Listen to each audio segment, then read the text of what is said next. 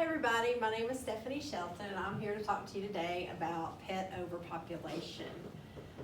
Before I get into my speech, I want to tell you a little story. And the story is about this little guy right here, this little puppy. And this little puppy is kind of a miracle puppy. He was submitted to a shelter along with 7 of his brothers and sisters.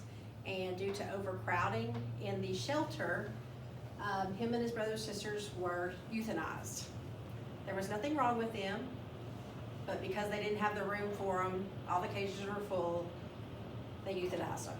So one of the employees came in for his shift, and it was his task to do that. So he took the puppies back and gave them an injection in the arm and another one directly to the heart to stop their heart. When he was done euthanizing the puppies and 2 older adult dogs, he threw them in a trash bin out back. Then he continued his shift, went home. Well, the next morning he came to work thinking the trash had been, taken out by the garbage trucks or whatever. Well, when he got there and looked in the trash, this little puppy was sitting on top, alive, on top of the other dogs and the other puppies. The man was just shocked. He couldn't believe it because after they had been euthanized, the doctor declared them all dead. And he even put the puppies underneath the older dogs. And it was about 30 degrees that night. So he was just surprised that the puppy could survive. So he immediately took the little puppy back in, had it checked out by the vet. It ended up being just fine. So of course this made the news. And everybody wanted this puppy after they saw it on the news. It gained popularity and everybody was writing in saying, hey, how can I adopt this puppy? And one little girl from the community had named him Wally. And does anybody know the Disney movie Wally about the little robot that was the last one on Earth?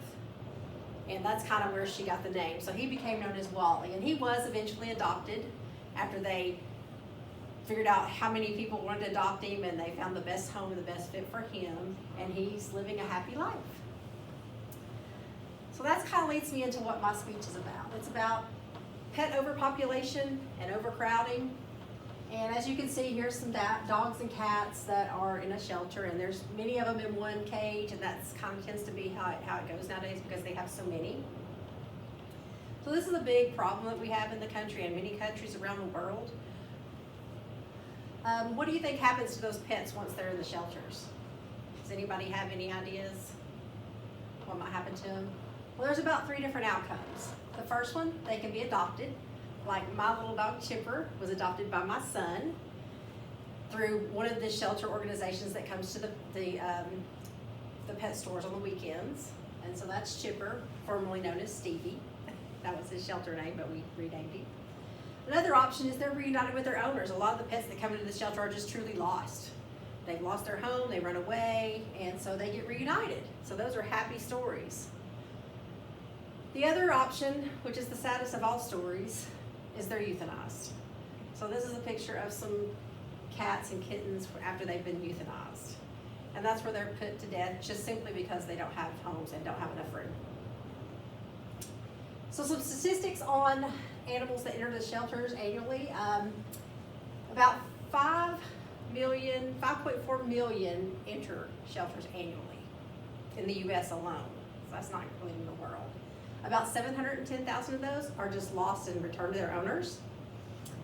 3.2 million are adopted out to good homes, and the other 1.5 are euthanized due to overcrowding. So that's a lot of animals that get put to death that don't need to be. So what can we do as people to help kind of prevent overcrowding and overpopulation? We can adopt pets from animal shelters. If you go to adopt a pet, that's a great place to go rather than buying them from breeders or get them from puppy mills and things like that. They have all types of animals. They have cats, dogs. A lot of people don't think they can get a full-blooded breed through there, but that's not the case. There's lots of full-blooded breeds in the adoption centers, as well as mixed breeds. You can usually get them for very low cost for adoptions compared to what you would buy them from a breeder. Some dogs can be up to thousands of dollars if you get them from a breeder to get a full-blooded bred dog. Most adoptions from a lot of the shelters are usually under $100, and that includes they've already been spayed and neutered, they've usually had their shots, they've been checked out by the vet. So that's a definite bargain than buying from a breeder. Also, you give a chance for a pet to find their forever home. You know, a lot of the animals that are in the shelters are great pets and they're just looking to find a home. Another way to help with overcrowding is to spay and neuter your pets. So be a responsible pet owner. I mean, if you have pets, does anybody have pets here besides me? And I'm assuming that you probably spayed or neutered them unless you have them that you're breeding or whatever. So it's recommended that you can start getting them neutered and spayed at 4 months, depending on the breed. But actually, when I did an interview with one of the assistants at the McCamey Animal Center, she actually said they do some as early as 2 months, because at 4 months they can start breeding. So you can go to your local vet to have it done. That's typically a little bit more expensive, and a lot of people, that's the cost of it is the reason they don't do it if they want to get it done for their vet. But there's other options. There's a lot of low-cost community centers that do spay and neutering for low cost. I know here in Chattanooga we have several of those. One of those is McCamey Animal Center in Chattanooga, Tennessee. They do some low-cost spay and neutering that range from anywhere from free to $65, depending on the size of your dog or whether it's a cat or a dog. They also have a program with certain zip codes here in Chattanooga that if you live within these certain zip codes, you get free spay and neutering. So there's all kinds of programs out there. So let's just say, for instance, you have a female and a male dog. And after 1 year, if they procreate, you can have up to 16 puppies. After 2 years, it's 128. All the way down to 6 years, just by spaying and neutering one female and one male dog, you can prevent 67,000 unwanted pets. So that's a lot if you just spay and neuter.